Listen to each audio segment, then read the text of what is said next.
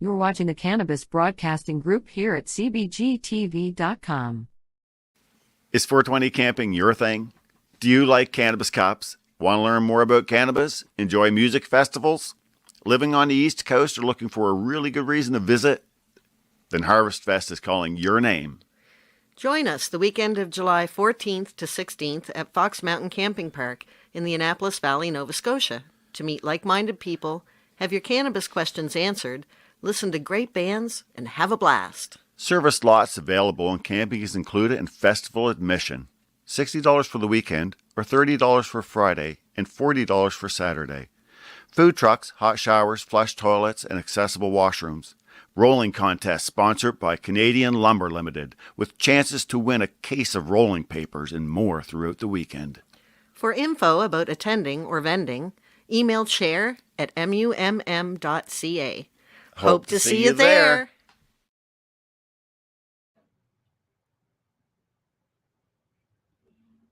Welcome to Green Crush with Alan Park. This is the Green Crush. And what do we do with the Green Crush? The green is the cannabis. The crushing is the laws and the nonsensical ways and the one-sided story and the illegality of it and the suppression of it and the hiding of it. That's what we're here to talk about today.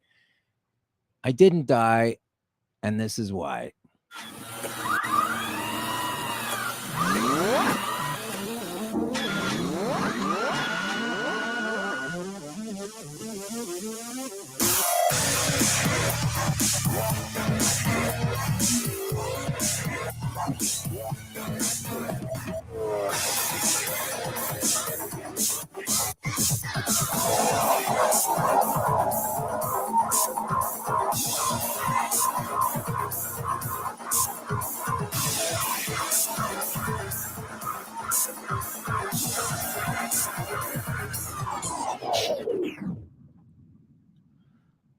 But I would like to change my tone a little bit. I think I've been a little bit too far over the line with ushering in these new available things, these technologies. And it is dangerous on a certain level. And it is something that should be restricted. Let's open up this particular episode with a segment called, What About the Children? So here's about the children. There's been a lot of talk about the safety of children regarding the issues surrounding this show. What about their brains? What about their minds? What are they thinking of? And maybe my promotion of this particular item could be considered leading them astray. And so that's why I'd like to advocate a full 100% ban, until we've done some more research, until we've done some more work on understanding the technology here. But I propose a ban on smartphones. Yeah. This is the same stupid fucking argument that always gets used for cannabis. So now I'm going to say that it's the same thing for smartphones.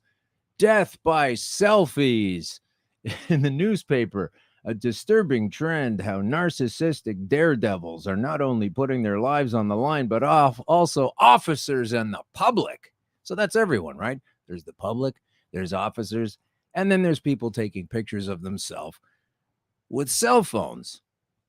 And it's dangerous when you do it on a mountain or near an elevator shaft or some giant building that you've climbed on top of. And we know that people are doing this because they have these phones. And we know the phones, well, they enjoy those phones. They get messages on them, and there are positive attributes to the smartphone or the cell phone. But I say we should just ban them anyway until all of the data has been taken in, because that's the same position that they're pushing towards and sticking their heels into regarding cannabis usage. So why am I upset about that? I'm not really upset about it so much as I'd like to point it out. I've got a lot of notices from folks. I was going to say emails, but some of them are Twitters, but, contact saying, why are you pushing this so hard? And the reason I'm pushing it so hard is because if you're familiar with how a pendulum works, you'll know that when it spends most of its time on the far side of the swing, it's not going to right away come to the other side. It's gonna take some time to go through its little arc. And I'm just pulling on that thing as hard as possible, that fucking clock piece, to get it over there, because a lot of the tricks and ruses that these folks are using to fool us about cannabis and what it is and what it does and how it works and what it's good for and what it isn't good for is by the suppression of knowledge. And that's just basically keeping knowledge in a little box. And it's available knowledge, and I've found a lot of it myself, but they just want to keep it quiet so that a lot of people don't know about it. And then you can build the argument against it. You can build an argument against, what about the children? What about glass? What about power saws? I've said this before. I'll say it again, but I'll stop once I get an answer. Have not got a sensible answer to that yet. So welcome to the Crush, episode 4. What do we have for you? I'd like to make a few announcements. Of course, our wonderful theme song provided by Legna Zeg. I'll spell it for you. Legna and then Zeg. Fine instrumentalist. And you can find the work of this particular person or individual or collective on YouTube. And that piece that we open with is called The Reflection. That's pretty cool stuff. And we are broadcasting from another sunny, hot day. I do not have my tie on at the moment because of the heat. So that means that some of the things that I might say might not be true because I'm not wearing a tie. And you can only believe stuff when people are wearing ties, whether they're bankers or politicians or sitting at a desk at 10 o'clock at night telling you the news. So I don't have a tie today because it's hot, and I'm enjoying it, though. I do like the heat. We're broadcasting from the Pacific Junction Hotel. Come down next week and step in and take a look. It's a wonderful place. And it is at 234 King Street East in Toronto. Eggplant Digital Network. It's part of the Eggplant Independent Creative Content Hub. This is a fantastic thing we've got going on here. Of course, Rob Mike Richards. There's a guy named Russell working here. He's always here, though, right? He's always here. So it doesn't matter what show it is. It's just the host plus Russell. That's what we should really have 10 shows called the host plus Russell. That's really all it is. Russell's the unsung hero. And so that we have that out of the way. I'll get some ads for you later on. Puff Jam, Karma Cup, cool things to attend. Now let's get to the business of the show. Klutzing it up here with the microphone. So what's been happening for the last week in cannabis promotions? Well, I say that if you wake up with cancer, your doctor says your death is soon and inevitable. What to do? A plant. That's it. That's my whole premise. It's not to sit around and eat cheesies, although that does sometimes come into it. But I definitely do recommend checking out this particular medicine, particularly if you are unwell or if you don't want to be unwell, because it's a preventative measure as well. It's people ask me all the time, is it a preventative? Do you use a maintenance schedule after you've, helped yourself out of trouble with this? You have to do it every day, or do you have to do it every year, or how does it work? The best answer to that is that you need to get involved yourself. You need to get involved yourself with this particular item. You can grow it. You can buy it. You can read a lot of laws and rules about it. But when it comes down to if it's going to save your life or not, I don't really pay any heed to those markers, those indicators. A lot of reasons why. Let's get to just having a coffee there. It's pretty hot out here, but I'm drinking coffee. I don't understand it.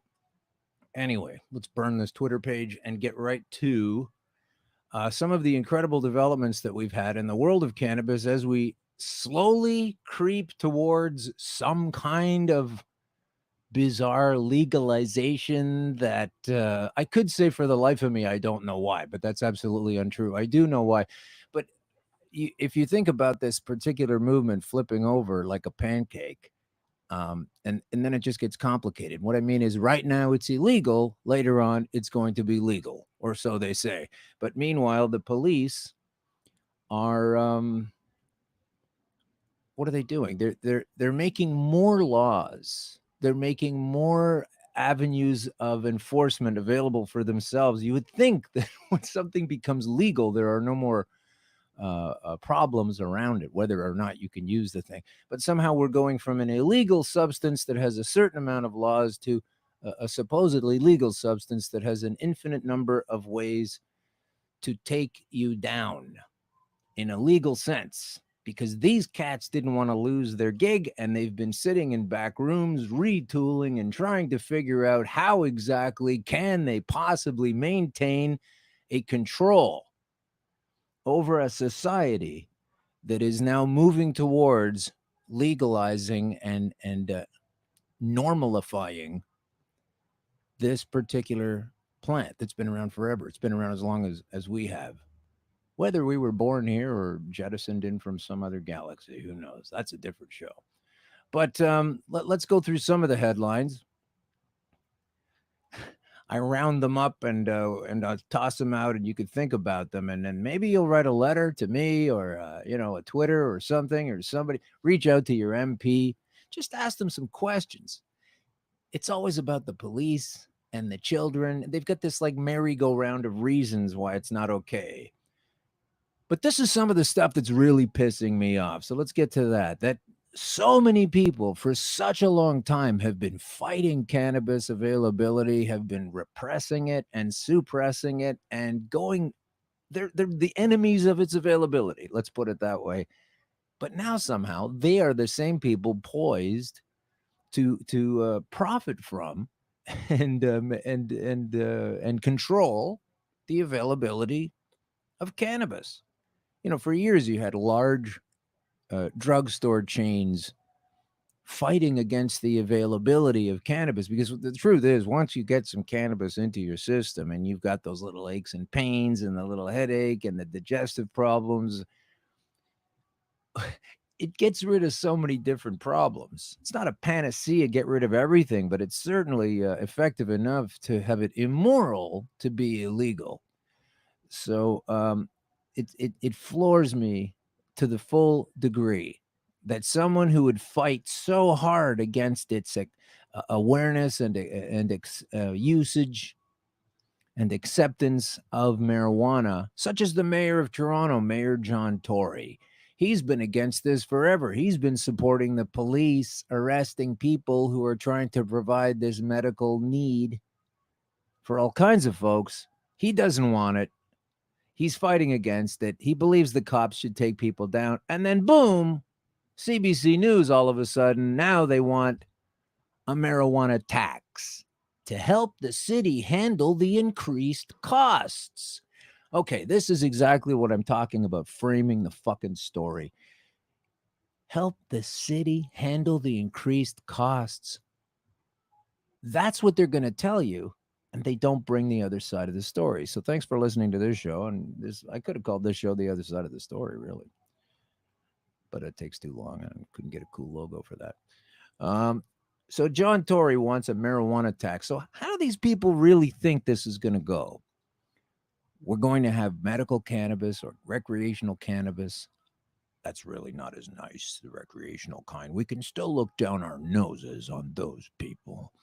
But we're going to have cannabis. It's going to be strictured and strictly controlled, and all of the difficulties that are the antithesis of the awareness that this particular substance brings to your mind. But at the same time, paying a federal tax on it, paying a provincial tax on it, paying a city tax on it, it's ridiculous. What is it going to be, like $100 a gram by the time this all gets through?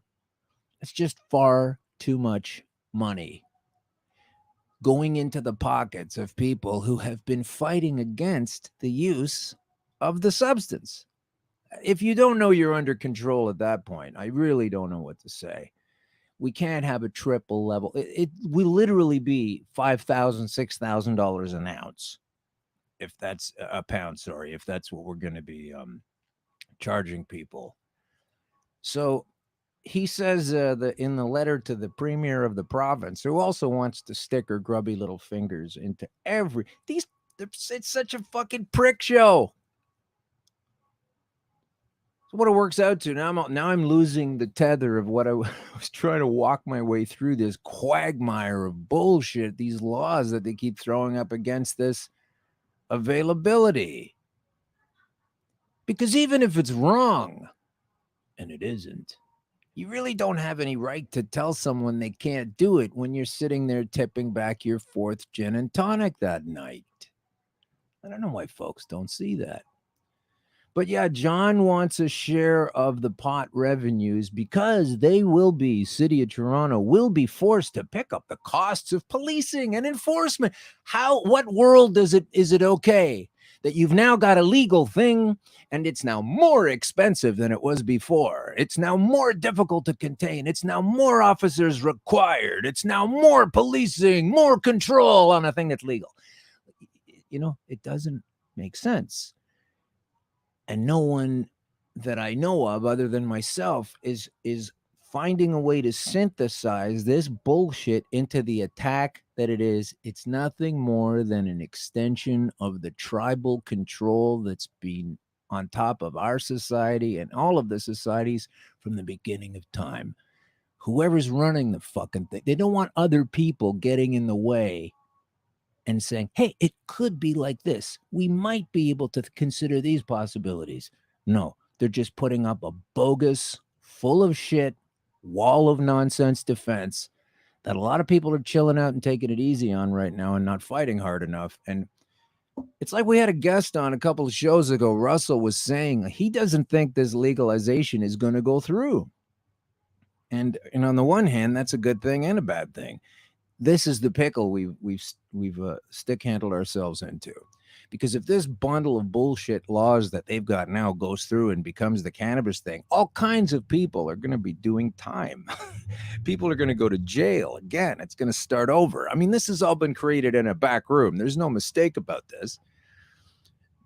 Is that a motorcycle cop now? Oh, no. Good. Anyway, this is the problem, is that they're creating this story about how terrible it is and how it must be stopped and how it's going to cost more to have people be able to use it. Well, we've got all kinds of data here, and there's all kind of historical background that will prove that is a complete load of nonsense. You will face diminishing costs on a lot of levels. On medical levels alone, I don't even know what the expenditure is in the Ontario healthcare system or all of the healthcare systems of Canada, but or United States or anywhere for that matter. There are so many illnesses and diseases and problems and issues that people have that they would not have.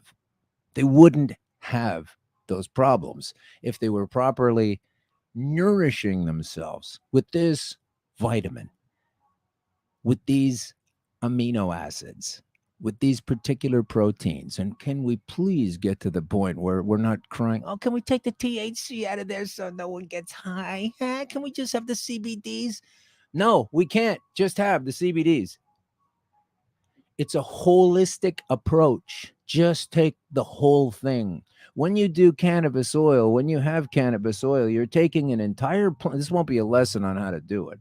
But you're taking an entire plant, 6-8 feet tall or whatever it is, and you're distilling it down into a 60-gram, slightly more than this, coffee, which was delicious here, by the way, Pacific Junction Hotel, slightly more than this, from a plant, and you're gradually plugging it into your endocannabinoid system, which is something that these punks never happen to mention in their taxation, extra policing, and enforcement bullshit stories. I can't believe I'm the only one that sees this, and I'm looking forward to having more guests on the show that are aware of this. The veterans, the green veterans, we're going to have a representative from that group on the show. These are folks that have served the country in a military capacity, have found through their own experiences of pain and etc. that the cannabis application has been the best thing they could come across. And now there are new rules and regulations on the way that are somehow going to put these folks at a disadvantage. Support the troops.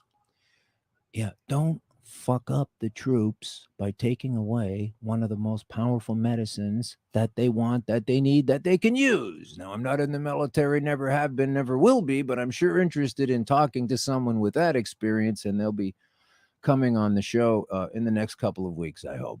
Don't have a name yet, but that is a group of folks that definitely need to have their side of the story shared. Because you're not hearing anything other than, we need more cops, it's going to cost too much money, what about the kids? Oh my God. I was mentioning on the last show too how the premiers of this country want to delay the entire process. They want to delay the entire process of the legalization. Why? Because they need to know more things. They'd like to have more facts at their disposal, but isn't it funny how we don't need to have facts at our disposal about how dangerous an oil spill is on a regular basis coming out of the ground using an ancient technology which poisons the water surrounding the area? What about the children? Gets burned up into the air and breathed into your lungs. What about the children?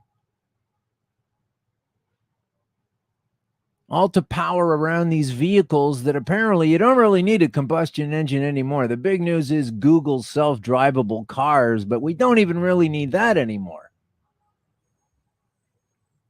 What about the children? Is such a bull. As soon as you hear that, turn around and run away, or get ready to have the biggest argument of your life with that asshole, because they don't know what they're talking about. It doesn't make a connected, logical, sensible statement. But when you repeat it often enough, it becomes the truth, right? Propagandists, right? World War II fanatics, remember? Tell the same lie over and over again. Eventually they believe it. Well, the availability of legal marijuana means we have to have more policing. And everyone goes, oh, okay. No, we don't. Not if we do it properly. And for those premiers of the country that want to delay things, get over yourselves. The illegality of cannabis itself is the problem. Not bringing it back to where it was before all of the intervention and information suppression took place in our little tribal culture. That's the illegal thing you need to be worried about, not propping up your bullshit laws from the last several decades, which we've all found are a complete waste of time and have done nothing but ruin people's lives and jack up the costs. The war on drugs, the maintenance against drugs, the fighting against drugs, the ignorance of what drugs do, the devout refusal to speak about them at all in any kind of an honest manner in the educational system. That's what's costing more money. That's what's raising the cost and the price of running a society, not having access to a free plant. Can I get a Caesar salad over here too for the end of the show? And just leave the paperwork on the table that I need to fill out to see if it's okay if I can have lettuce from the prime minister, okay? It's the same bullshit. So one of the reasons, I guess, I mean, I just brought up a lot of different things there, but one of the main reasons, I guess, I would like the premiers of these provinces to back off and these cops to wake up and everybody else is, what are we trying to promote here? This little tribe of ours. What are we trying to promote? We're trying to promote a culture. We're trying to promote democracy. Remember that word? Remember that fake little sing-song dingle-dangle Christmas decoration they dangled at the end of your nose? Democracy. Well, when are these people going to really start getting involved with that? Never. I'm not an idealist. I don't think they're really going to do it, but I'm going to use it to call them out because the first Canadian study examining the patient's use of cannabis dispensaries finds high satisfaction. And I guess that was supposed to be some kind of pun. On this website, ubc.ca. You might have heard of it. It's the University of British Columbia, another fine Canadian province. And the study says that the patient's use of cannabis dispensaries is highly satisfactory. The end. That's it. That's all you need. You don't need to go, yes, but the government would like to shut those places down. Yes, but the government would like to trot out this hoary old bullshit line about what about the children? Yes, but the government wants to wait another year because they don't know exactly what's going to happen and they're not exactly sure how it's going to go. So they do want to reserve the card where they get to say later on, no, we're not going to do this at all. We delayed it another year to check things out and now we're not going to do it at all. You don't get to play that card. Pretend you're actually in the democracy that you constantly brag about and understand that people like myself who need this fucking shit and anybody else that wants to try something and anybody else that's had the doors slammed in their face because they didn't have another medical option available, fuck that. We're looking at a democratic study here. Patients' use of cannabis dispensaries finds high satisfaction from the UBC, okay? Patients who use it for therapeutic purposes, CTP, rate storefront dispensaries highly for quality, safety, availability, and efficiency, but less highly for cost compared to some other cannabis sources. So there's some other cannabis sources too, but let the market find itself. Shoppers Drug Mart, you don't get to tell everybody for years, no, don't have this, lobby against the availability of cannabis, tell your premier, tell your elected representative, no, this is bad things will happen. Then finally we get to the place where maybe it's going to go through and they want to be the exclusive vendor. What kind of monsters run a place like that? Ones with a loyalty program, that's what kind. So that's in the ubc.ca. Check that out. It's called democracy, you fucking premiers. Okay, now they trotted Rachel Notley out there. They put her out there because, you know, she's she's the NDP one that everybody hated for a while, especially in Alberta. And then it turns out things aren't as bad as they thought. So, you know, they let her do the talking instead of Brian Pallister. Then we move on to cannabis consultations have fueled a debate over who gets to sell recreational pot. Okay, that's what I was just talking about. Why would there be a debate for this? Hey, Steve, do you want to sell recreational pot? Yeah, okay. Okay, Steve's selling recreational pot. Hey, Bill, do you want to sell recreational pot? No, I'm not into that. Okay, you don't have to. The end. Like, this stuff's easy, man. This is really basic shit. Don't let these clowns twist all of this into nonsense. But here it is again, cbc.ca. Debate over who gets to sell it. I understand the Liquor Board of Ontario wants to sell it, but I also understand they like to threaten strikes and go on strike once in a while so they don't get to sell it. Not exclusively anyway. But yet that was one of the first places that the official representatives of ourselves wanted to go, oh, we have to get the LCBO to sell. If the LCBO threatens a strike and goes on strike and I need a dose and they're on strike because the guy wants to make $3 more an hour than anybody else, tough. I need to go to a different store. You can't hold anybody ransom for that. The moment that no one even realized this shouldn't even have been a proposal. Someone should have looked at that and said, well, what if there's a strike and a medical patient well, then we can't do that. End of discussion. This stuff is basic. It's really easy. I know I'm making a lot of simplicity out of some complicated issues because somebody needs to.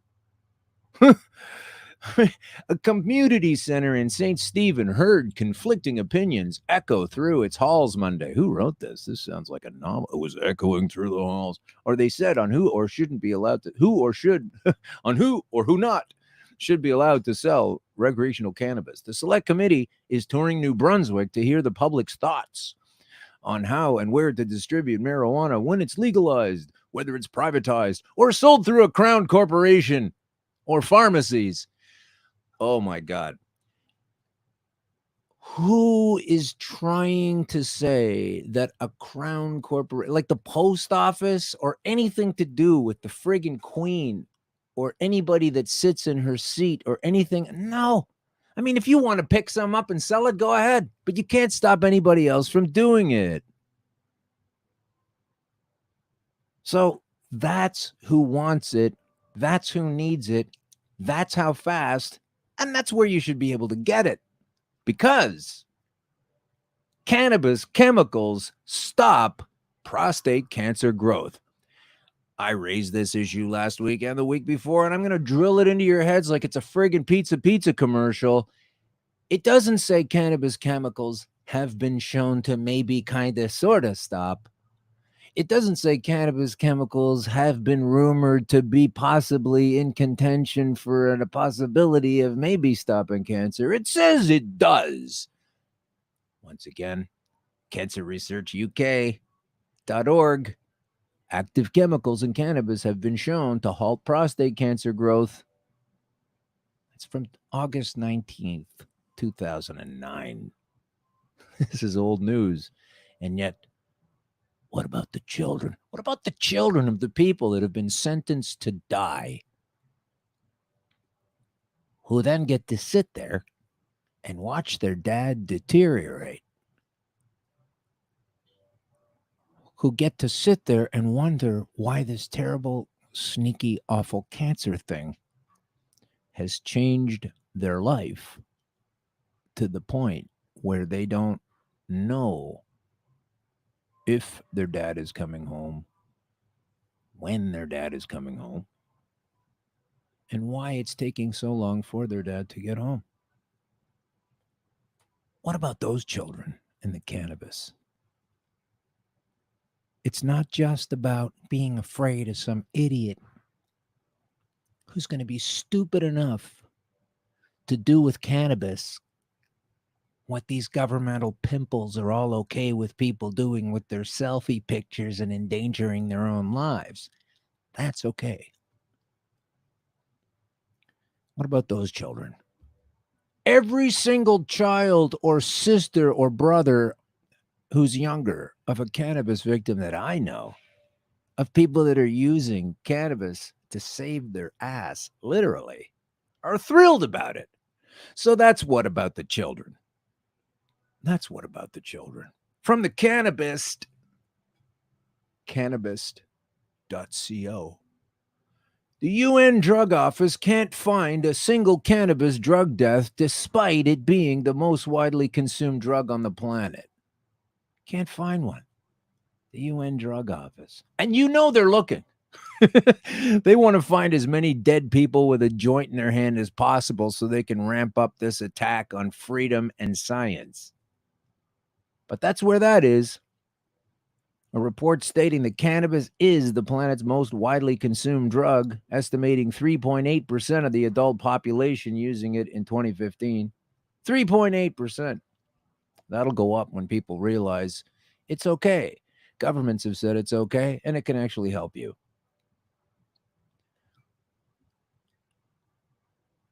If you ever want to find out something about your particular case of medical discomfort, be it cannabis or any other kind of disease or ailment or illness, do check out Granny Crow's List. All right, and I'm going to give you that exact URL for that because it's incredibly powerful. It's Granny Storm Crow's List. Granny Storm Crow's List. It's GrannyStormCrowsList.wordpress.com. An incredible treasure trove of information regarding cannabis and its application towards all kinds of things, from squamous cell carcinoma, testicular cancer, thyroid cancer, kidney cancer, you name it. It's probably in here. You can probably get more help from here than some guy saying, there's nothing you can do. So check that out. That's really important. Granny Crow's List.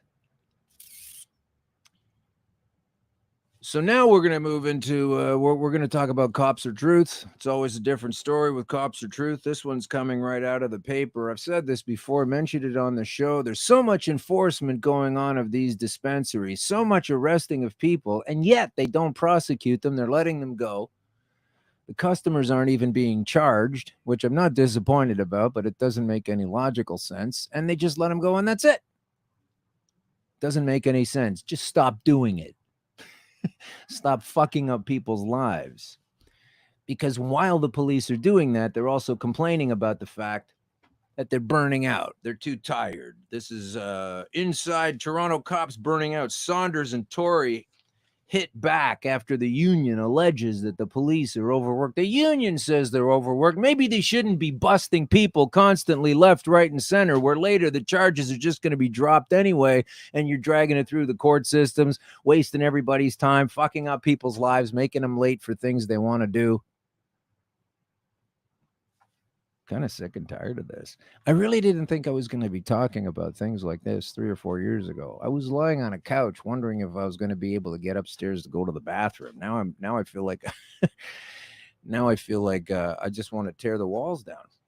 Apparently I might get in trouble for this later too. I want to make a particular note right now that just the promotion of cannabis as a thing might be a law that someone could be deemed they're breaking that law.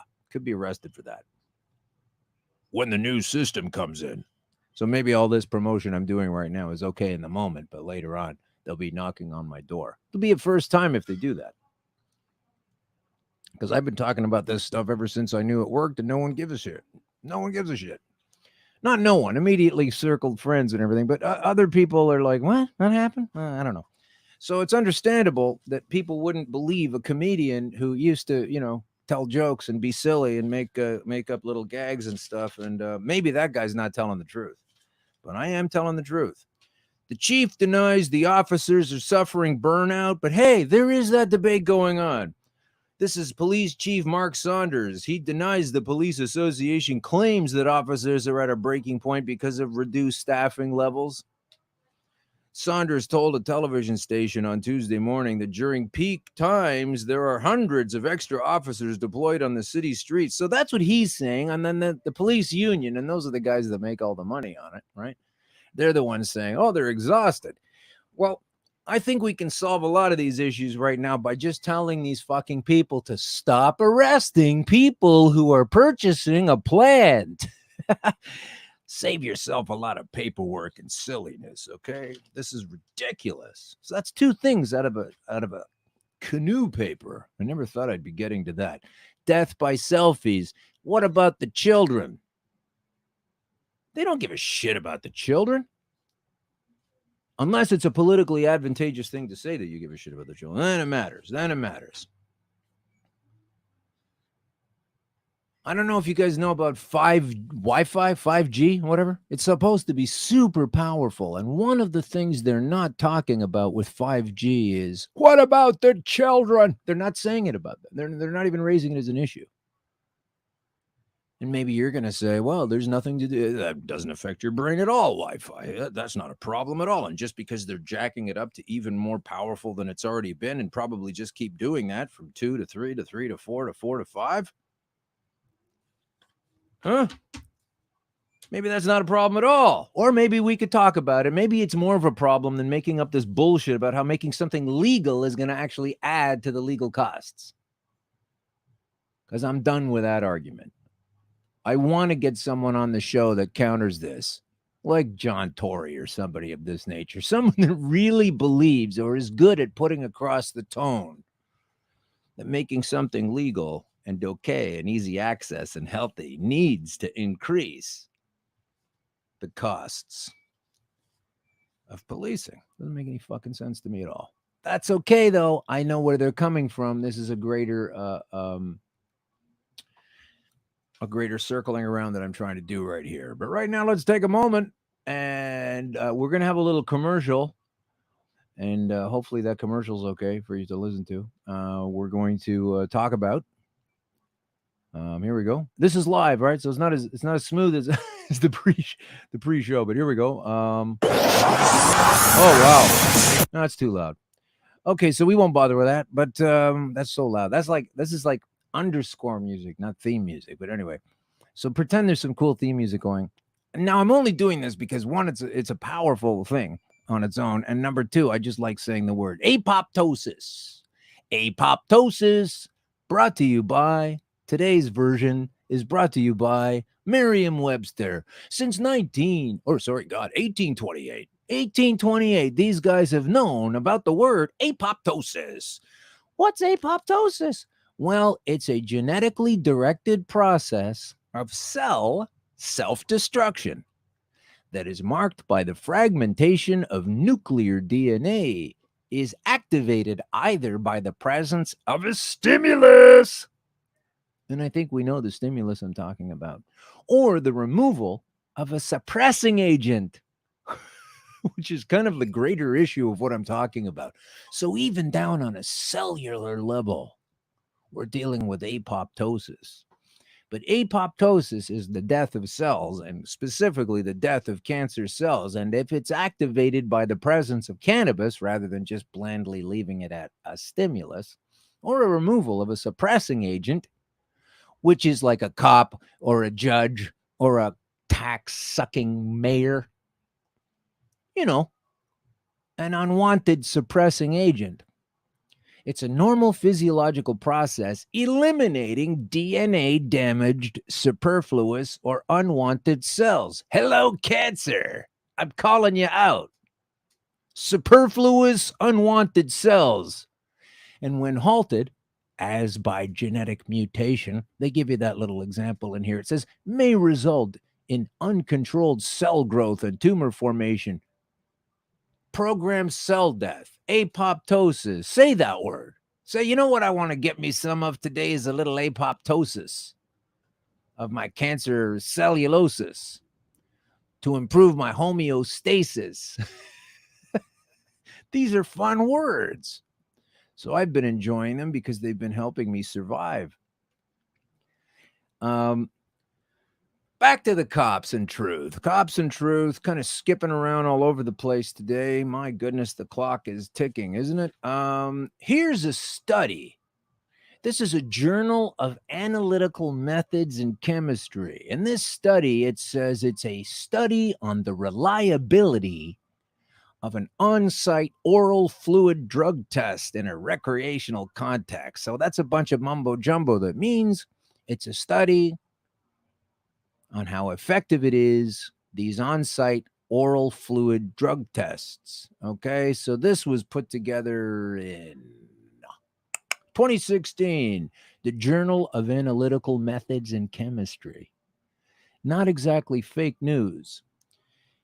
They're talking specifically here about a thing called drug wipes, and apparently it's going to be okay, and it's part of the increased policing that they'll just be able to pull you over because you've got long hair or because they say they smell cannabis and they want to use a reason. And let's not pretend the police haven't been all over the place with abuses of power.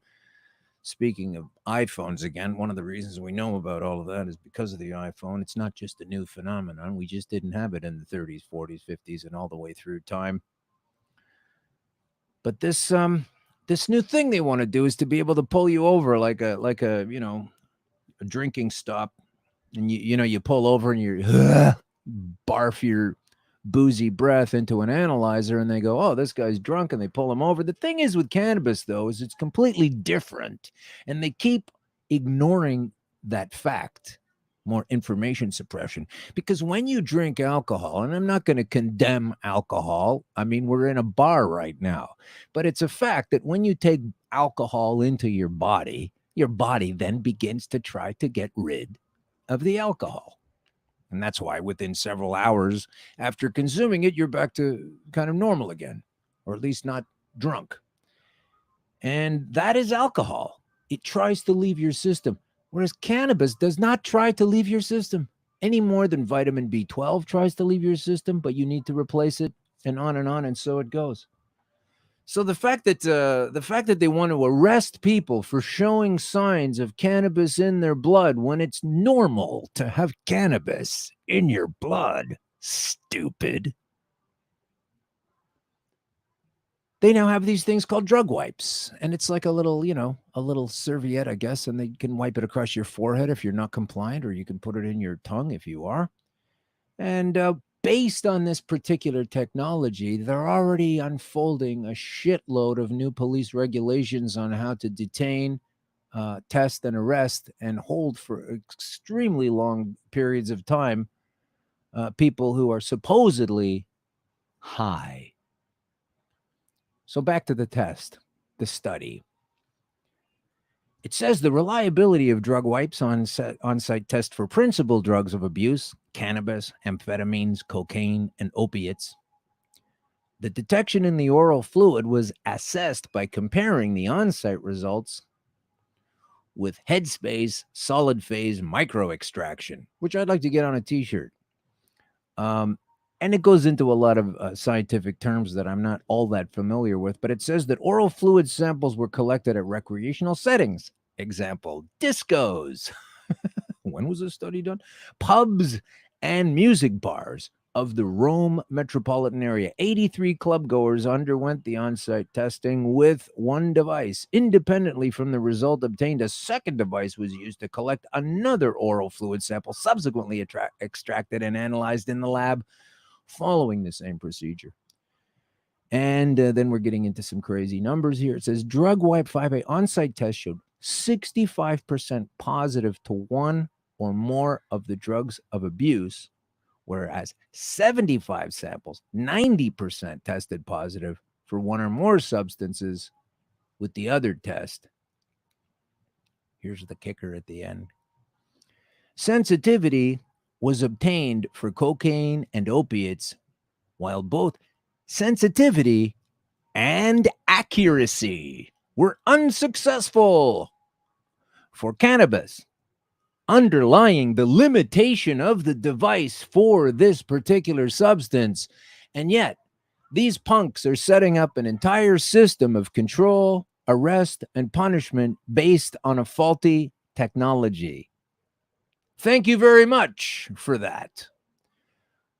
More with Cops or Truth. Now, I have to say, this is probably going to get me in trouble if I say this, but if you go to cbc.ca and you look up this particular headline that says, Fredericton police costs will rise when marijuana becomes legal, chief says, take a look at this woman. She's got this whiny face on her like you can't believe it. Typical sad oh, look, it's such a terrible idea, this whole cannabis thing, because it's going to raise police costs. Sister, Chief Leanne Fitch sees higher costs for training related to spotting impaired drivers. Well, sweetie, if you need to look so frigging hard to be able to tell whether or not someone is impaired, chances are they're not. This whole narrative, if it's going to cost more, it's going to cost more, is a fairy tale. They're making people believe this thing. But she says that she predicts higher costs for the cops, at least in the beginning. Most of the higher costs related to impaired drivers, or what we say are impaired drivers, even though we are ignoring the science and just making blanket issues and the regulatory enforcement that goes around that. It will absolutely have a bearing on our budget, she said. Now, I don't know what this woman sounds like. I haven't seen her before, but looking at the picture, this is the way she talks. Everything from training costs, the acquisition of technical equipment, these added responsibilities will create more staffing demands. Sit down. Shut up. Don't worry about it. Chief Leanne Fitch. And we all know what that rhymes with, huh? Brienne. But anyway, she is wrong about this, okay? Because first of all, it should cause less expense. It should cause less expense because when you don't have a particular problem, you don't need to enforce the things around that thing that's not a problem anymore. It's pretty basic stuff, number one. Number two, even if it is going to be more expensive for you and your little police force sitting out there on a hill, regardless of province or city, tough shit. We are not here to make sure that the police budget is always higher than it was before. And if anything's eating into that, we'll have to forego it. These kind of people remind me of like the turn of the century when the blacksmiths were really raking in the money, you know, and then all of a sudden some joker invents a car and they're all whining and complaining and saying, this is going to eat into our budget. If they invent a car, I won't make as much money shoeing horses anymore. We need to stop this. Things keep rolling, though. Chief Leanne Fitch put it this way: I hope it costs you more money, and I hope it means that your budget overall is trimmed down and that you can release some of the officers whose workload has much to do with cannabis enforcement. Listen, man, it's in the Bible, okay? Page 1. I wouldn't call me a religious person, but page 1. It's right there for you to check it out.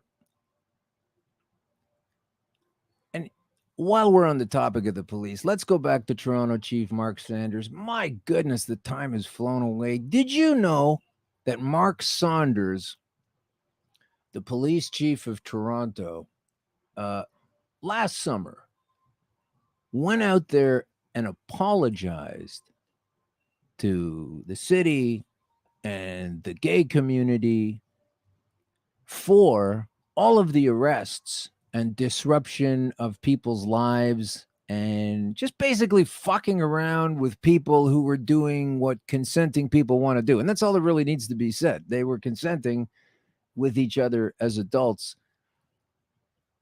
But from the Torontoist, it says February 5th, 1981, at 11 o'clock, patrons of 4 bathhouses in Toronto downtown, the Barracks, the Club, the Richmond Street Health Emporium, and the Roman Sauna Baths, were surprised by 200 police officers in a series of coordinated raids.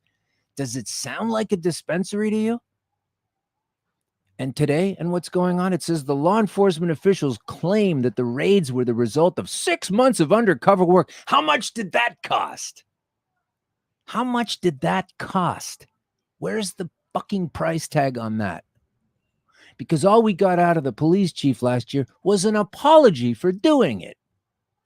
There was no coming forward with the financial penalty. Like if I came out and said, okay, 30 years ago, I did this terrible thing that fucked up so many people and put them in jail and ruined their lives and ran up a huge tab and was the result of months and months of investigation that turns out didn't even need to be done. But I'm sorry. Sorry. Anyways, moving on. This is why people years down the road, like when this happened, Mark Saunders was probably 15 years old as a kid, you know? But he is now the police chief saying, sorry about this. So here we are back in 1981, and cops are going into gay bathhouses, and, well, not that bathhouses are gay, the folks inside of them are. You can't really ascribe that kind of thing to a building. Although, that's a whole other topic when you look at the Big O in London, England.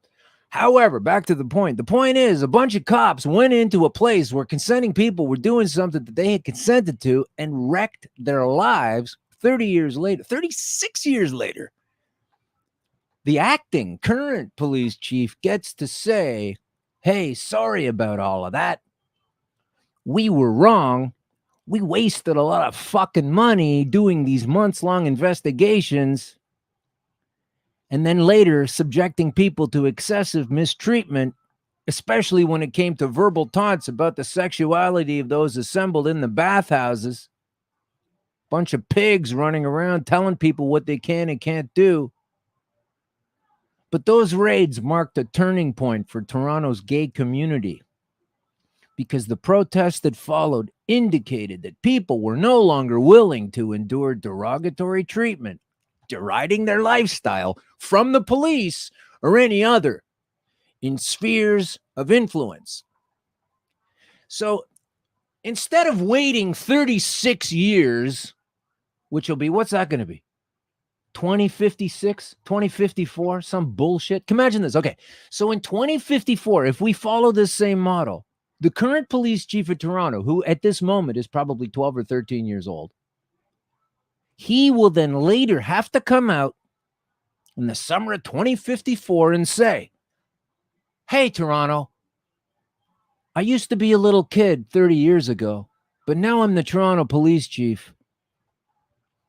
And on behalf of the police, I would like to apologize for the months-long investigation and research that became Project Claudia, that became us busting people using a plant. I'm sorry about that, okay? And then we can have a prime minister who some people will like and some people won't like, and we can have a cannabis pride parade. in the way he does in the gay pride parade, walking down the gay area of the city with a nice little pink shirt on. He can walk down another area or the same area, I don't care where it is, somewhere in the city that says you can wear a green shirt. And you can talk about cannabis pride. And you can stop spending money on illegal investigations into what people do in their spare time and in their free time with a fucking plant that grows in the ground and was put here by God. And you don't even have to believe in God to understand the truth of that. Because if they bust you and you put your hand on a Bible, well, that's the God I'm talking about. So if you believe in God, you can use this and take it to the bank. If you don't believe in God, you can say, well, you guys believe in God and you guys said all of this, so I'm going with it. Either way, they're screwed. But I'm so sick and fucking tired of hearing about, oh, it's going to cost more, it's going to cost more. No, because you're not going to be doing a whole pile of shit that you don't need to do. You can dial down the big capital O on oppression. We're finished. We're done with this. Learn the lessons of the bathhouse raids. You were a bunch of pigs. You invaded people's lives. You affected what they were doing. You screwed up their kids at school. You made them pay extra money. You fined them. You subject them to taunts and torture. We are now seeing that lesson 37 years, 36 years down the road with cannabis, and you can fuck right off with doing that. I'm not going to be pulled out of my car because you say you smelled cannabis and then all of a sudden you're dropping some stuff here and there. And next thing you know, I've got myself a big old mess to clean up because you guys were concerned about losing your jobs and losing shit to do when something becomes legal. Go be a blacksmith. We've just invented cars. Go cry to someone else about your fucking horseshoe money. Let's not do this same mistake again with the gay bathhouses. And then you got to apologize. And it's not even the same guy. It would have been better if the police chief at the time came out and said, oh, that horrible thing we did last week. My God, I'm embarrassed. I'm so sorry. No, they got to wait decades. They got to wait after there's been an entire community has come around the fact that they were oppressed so badly that they've now decided at that year, you know what? We got to have a gay pride parade. Screw this shit. And they were right to do it. And I am calling for that same effort in Toronto, in Canada, in North America, around the world. I want everybody to understand this is a plant which was put here by the maker. Whoever the maker is, it's a plant. We can all use it. It helps you medically. It helps you mentally. It helps you see past bullshit arguments like this one. I'm going to keep going, Russ, a little bit, okay? We're pushing the end of the show, but I've been told I can go a little long sometimes, so I'd like to be able to do that here. But if anybody's coming, man, if the cops are coming, Russell, just run. I'll take this heat. You don't need to take this heat. That's what they'd say to you in the court later. And were you sitting near the defendant at the time when he said these things? And were you acting as though, Russell, you believed in what these things were going, because we're going to throw an influential charge at him, some other bullshit. We're just tired, man. If you don't think that's a good comparison, the gay bathhouses, because of people using their lifestyle choices and the oppression and the cops and the busts and the parades, if you don't think that's a good comparison with cannabis now, let me know. Green Crush Pod, what is it? Kim, can I get this? Kim, oh, I've lost my producer, folks. Oh, well. It's, here it is. Sorry. It's at Green Crush Pod. There it is, at Green Crush Pod. You can get a hold of me. Yeah, I want to do some more stuff. I don't have all the time in the world, but I do want to get to a couple of things. We have, I wanted to quickly get to something, and then I'll spend more time on it next time, okay? Because it really deserves a lot more time than I'm about to give it, but I'm going to give it that time now because it deserves a lot of time. You hear the way I said the same thing twice just because I'm stalling trying to find the webpage on what I'm looking for, and now I have. What about the children? This is like a callback to the earlier segment, but you don't see this very often, but I think it's called Dreher, D-R-E-H-E-R, Dreher's Jamaican Pregnancy Study by Fred Gardner. The full study can be found at druglibrary.org/Schaefer/hemp/medicinal/can/babies. Anyway, listen to this. In the 80s, This is back when the bathhouses were getting raided. In the 80s, Melanie Dreher and her colleagues at UMass Amherst began a longitudinal study to assess the well-being of infants and children whose mothers used cannabis during pregnancy. The researchers lived in rural Jamaican communities among the women they were studying. 30 cannabis-using pregnant women were matched for age and socioeconomic status with 30 non-users. You know where this is going? I'll spend more time on it later. But basically, there were no differences at all whatsoever in the formation of their brains. You don't really have this children argument, you pigs. You don't really have it. It's not there. It's not on. Pregnant mothers of Jamaica does not harm newborns. And in fact, it's a neurological enhancement factor. It's not that your brain is getting all damaged. It's that you're taking in information that leaves you so friggin' disappointed in the people that are supposed to be leading this thing. It's damn right nauseating. All right. This is how they control the message. They control the message. This is a strange thing. I'm going to take a quick sidebar here. Someone said this to me the other day. They said, do you ever notice how the sun always looks white now instead of yellow? And I had not even thought about it. But then I kind of thought, well, yeah, like when you're a little kid, you draw a yellow sun. Haven't done that in a long time. I started Googling and I found a page called Grant Chronicles. I guess it's a guy named Grant. Anyway, it's from 2005. And he's saying that it changed from 2003 to 2004, that it went from yellow to white. And because back in the year of 96, an alumni of Cal State Northridge in California said, he forwarded this question: why is the sun yellow at high noon but red at sunset? But if you step outside now and look at the sun, you won't think it's yellow. It looks white. So why did it change from yellow to white? Or did it change from yellow to white? But this college student this university guy, he seems to think that is the case. And then it spends a lot of time saying why that is or isn't. But the interesting statement that I took from it was one statement, and that's it. Here it is. Okay, so regarding the sun turning from yellow to white, and I don't even know if that's the case or not, but it was an argument 20 years ago. And listen to this. The establishment first denied the change. They denied the change that it went from yellow to white that this guy saw 21 years ago. But as time went on and the intensity just increased, I guess, of the whiteness, it was agreed among all in charge to present a front that the sun normal color was always white. So I'll just read that again quickly without the pauses. The establishment first denied the change of the color of the sun, but as time went on and the intensity just increased, it was agreed among all in charge to present a front that the sun normal color was always white. Have you ever read 1984 when they say, oh no, we've always been at war with Eurasia? But before they weren't. And then Winston Smith changes it's the same bullshit. And they do it all the time. So now we're going to close out. I've got such a fun thing I want to get to, but we'll have to get to it next time, which is a nice problem to have.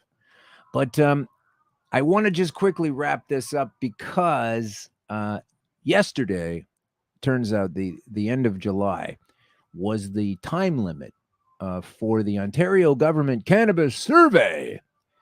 And they're just basically asking people in a survey. Now, I have to say, I would think that this whole thing is completely loaded. I think a lot of times surveys they've already decided what they're going to do. Whoever's putting the survey, they've already decided what they're going to do. Then they put out the survey and they see where the people are good and where the people are bad. And they know where they have to get ready to fight a little bit harder. It's not really shaping the policy. They're not really consulting us on what they want to do with cannabis. They've already made up their minds. So here are a few pieces of that particular survey that I'd like to bounce with you before we get going, where they shape the argument. They form the argument in such a way where you can't win. It's the old, when did you stop beating your wife? You know, that thing. And then people go, oh, I never was. I said, oh, you didn't stop beating her? Is it? No. Oh, you're still beating her. Okay. It's these kinds of questions that they put this to. So basically, listen to this. How familiar are you with the federal government's current effort to legalize cannabis? I've been following it closely. I've heard about it here and there. I'm aware it's happening, but I don't know much about it, or I'm not familiar at all. Okay, fair enough. Those are pretty decent little, that's the first question. Then it says, how do you feel about the legalization of cannabis? And you have 4 options. 4 options. You have, I support it and I have no concerns. I support it, but I have some concerns. I don't support it. And I, of course, don't know, no opinion. So you really only have 3 options right there. And then it asks if you've ever used it. And if you prefer not to say, that's fine, even though it's an anonymous survey. I'll tell you where it really gets irritating to me. Question, page 2. It says, how strongly do you support setting the minimum age to 19 and older for having, using, and buying cannabis in Ontario? Strongly, somewhat opposed, strongly opposed, don't know. So now you've already decided that the age is going to be 19. You haven't said 24. You haven't said 16. You haven't said 18 or whatever booze is at. You're just picking an arbitrary number. Now we're on to the next question where it says, when it comes to setting a minimum age to have, use, and buy cannabis, which we already did in the above question, so it doesn't even matter, what are the most important things to you? Select them all. Number 1 thing is keeping cannabis out of the hands of children and youth. And what did we just say about that earlier in the show? That's the first thing. When it comes to setting a minimum age, select all that applies. So keeping cannabis out of the hands of children and youth, that's the first option they give you. And it's loaded with disinformation. The second option is road safety, because we're right back to that. And how can we police this? And what about those stupid little drug wipe things that Alan just showed us don't work based on the scientific data? Well, we won't talk to the people about that. Or scientific evidence on the relationship, if any, between age and cannabis use. That's the one I ticked. That's what I want. I want the scientific evidence. And then the fourth one on this is preventing young people from buying cannabis illegally. Well, sorry, I thought that was the same as the first option, which was keeping cannabis out of the hands of children and youth. This whole survey is gamed. It's rigged to go right there. This is like having the lane at a bowling alley where the gutter ball goes in, and no matter how weirdly you throw it, once it goes in the gutter, that's it. We know where that's going.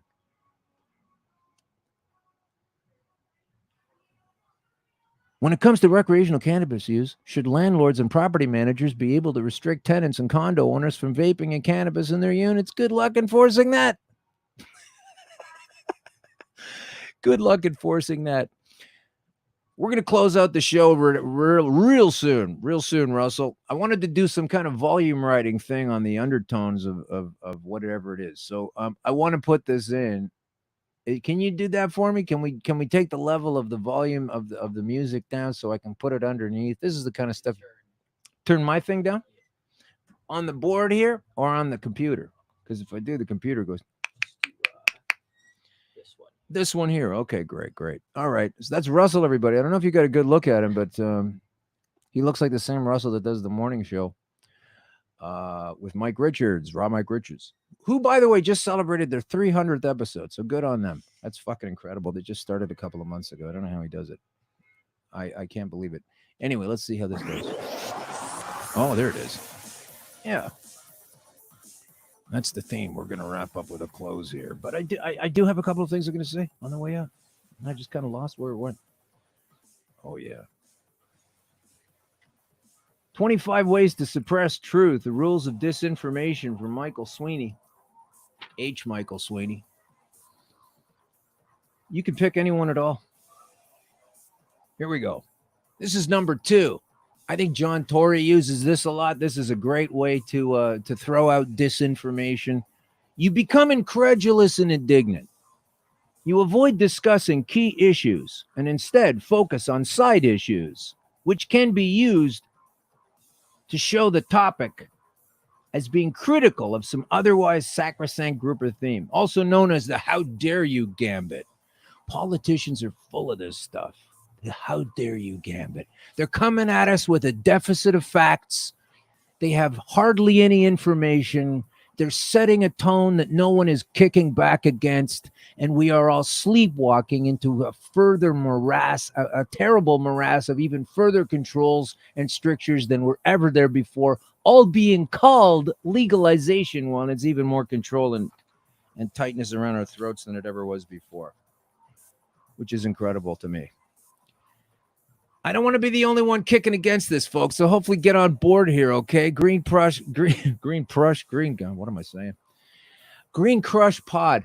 At Green Crush Pod. It's real easy. Find out, get a hold of us, send a message. This stuff is an ongoing attack, disguised now as a benevolent gift. So it makes it even more nauseating if you really want to know about it.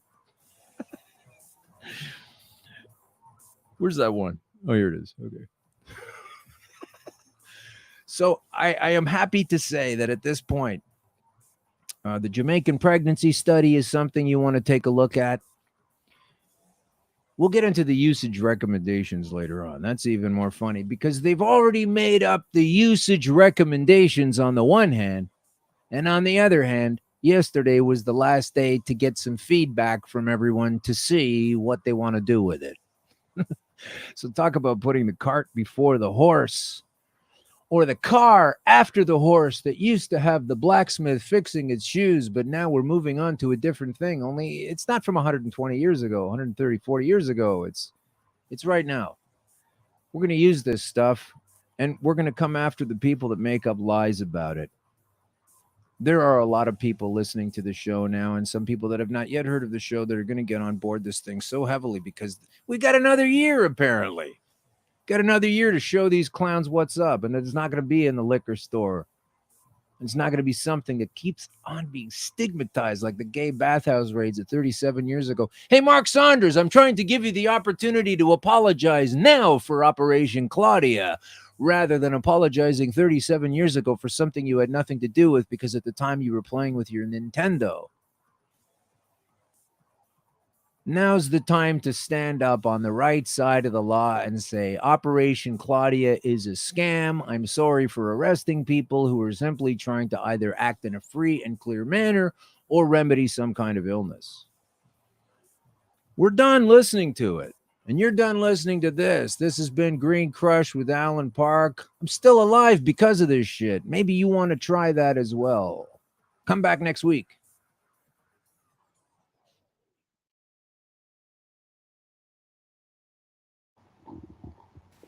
Is 420 camping your Welcome thing? to Do you Green like Crush. cannabis cups? Want to learn more about cannabis? Enjoy music festivals? Living on the East Coast or looking for a really good reason to visit? Then Harvest Fest is calling your name. Join us the weekend of July 14th to 16th at Fox Mountain Camping Park in the Annapolis Valley, Nova Scotia, to meet like-minded people, have your cannabis questions answered, listen to great bands, and have a blast. Service lots available and camping is included in festival admission. $60 for the weekend or $30 for Friday and $40 for Saturday. Food trucks, hot showers, flush toilets, and accessible washrooms. Rolling contest sponsored by Canadian Lumber Limited, with chances to win a case of rolling papers and more throughout the weekend. For info about attending or vending, email chair@mumm.ca.